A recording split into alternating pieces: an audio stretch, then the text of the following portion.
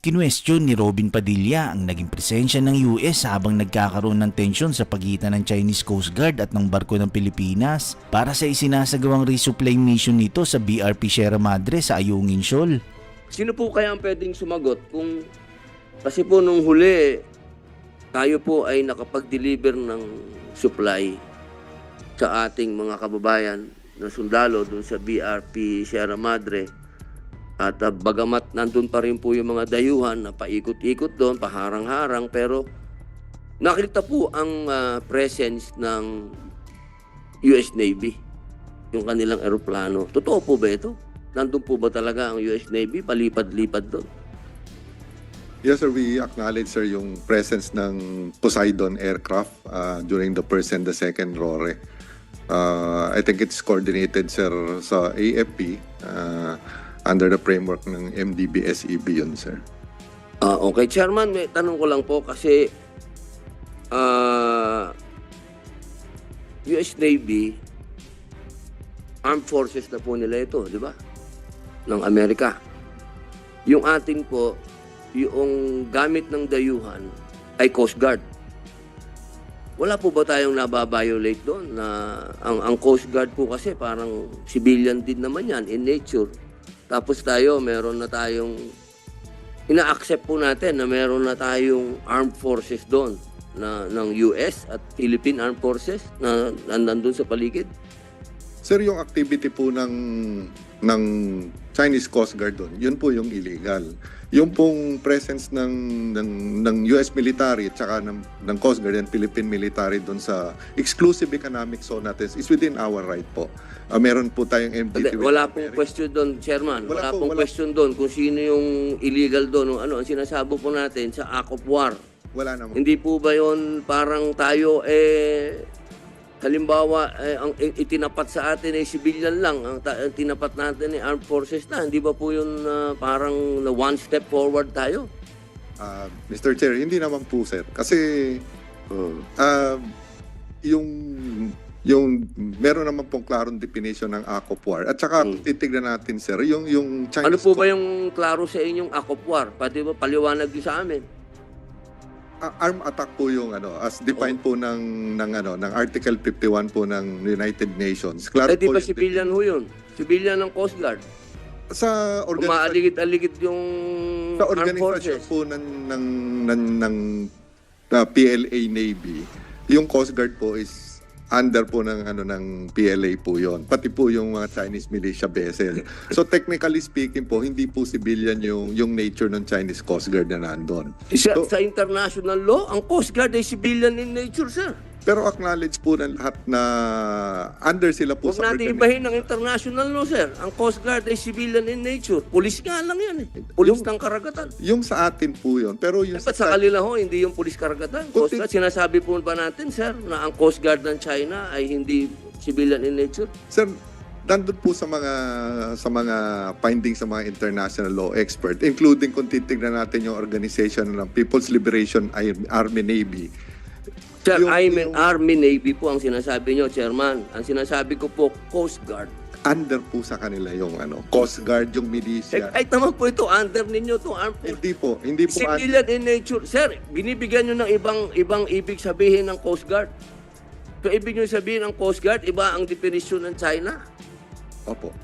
Wow Talaga lang Papa, bato kayo nagtataas ng kamay, sir. Chairman, nagtataas ng kamay. You have anything to say, Admiral Abu?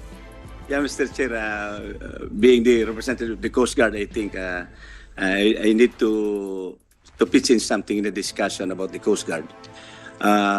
In our country, the Coast Guard is well under the Department of DOTR. Transportation, but we are claiming to be the third and uniform armed service of our country.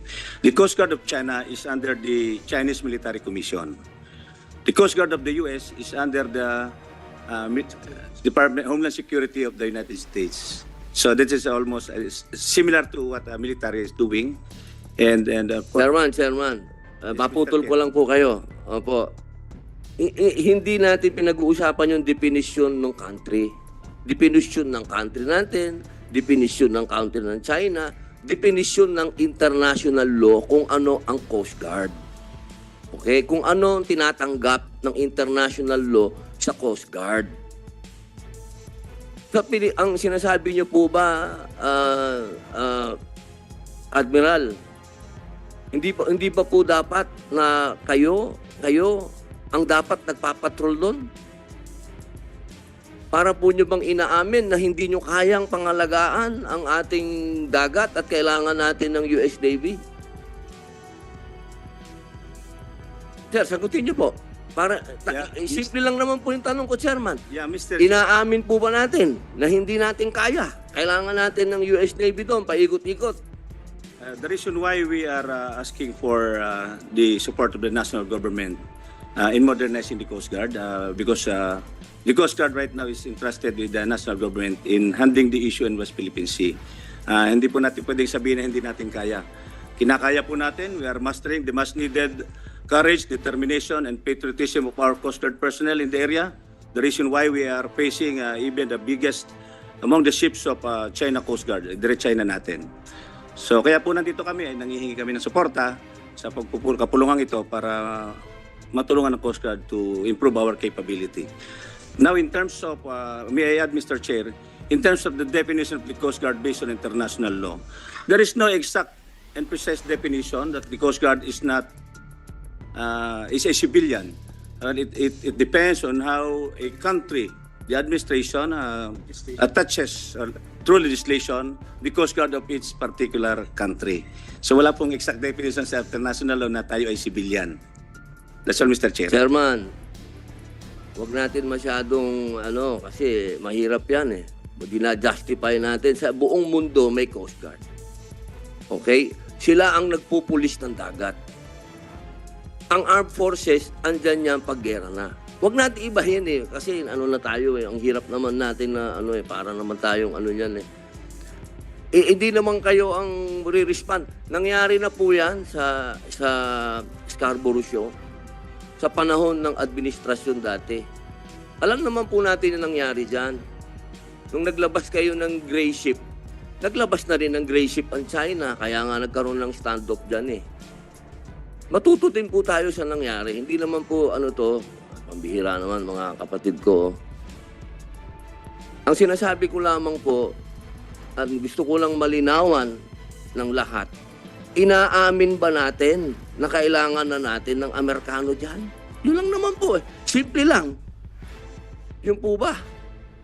Andun na po ba tayo? One step na po ba tayo forward, mga kapatid? Mga kasama namin sa armed services. Yun po ba? Talaga po bang eto na tayo? Nandito na tayo. Kasama na natin sila. Nandyan na sila. Siguro gustong tukuyin ni Senator Robin na Yusek Madriaga kasi naging successful yung resupply mission natin sa BRP Sierra Madre just a few days ago dahil merong US aircraft na nag-orbit dun sa West Philippine Sea. Is that the main cause? Bakit naging successful yung resupply mission natin? Dahil meron presence ng aircraft ng Amerika? Kasi kung wala, ang siguro ang gustong tanongin ni Senator Robin, kung wala ba yung presence na US aircraft doon, hindi magiging successful yung resupply mission natin sa BRP Sierra Madre. Thank you, Mr. Chair. Hindi po.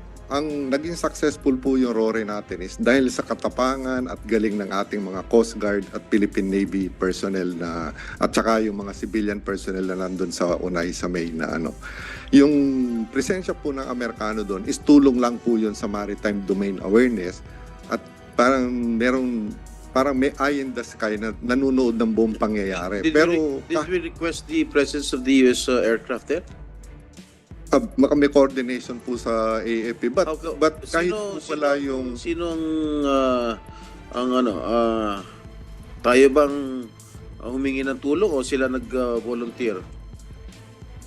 Anong coordination at pwede pong tawagin si J3 pero pwedeng sagutin po, sir, wala po tayong inaamin at hindi po tayo aamin na hindi natin kaya yung trabaho. Medyo may Amerikano o sinong ibang bansa po kaya po ng Philippine Navy, kaya ng Philippine Coast Guard po yan. Hindi po tayo susuko dyan kay may Amerikano o wala. Hindi po tayo aamin.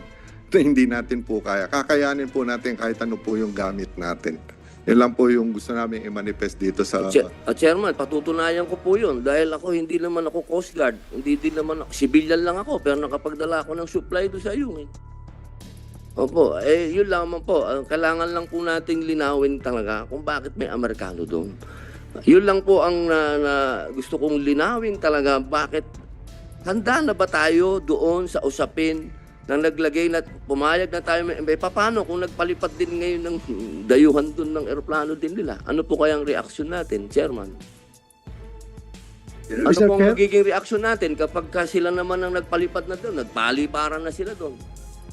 Tayo na po naipit sa gitna. Yun lamang po, Chairman. Kasi kung tayo lang po, kaya natin, sir.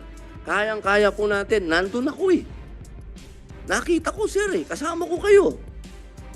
Nakapag-deliver ako ng supply doon.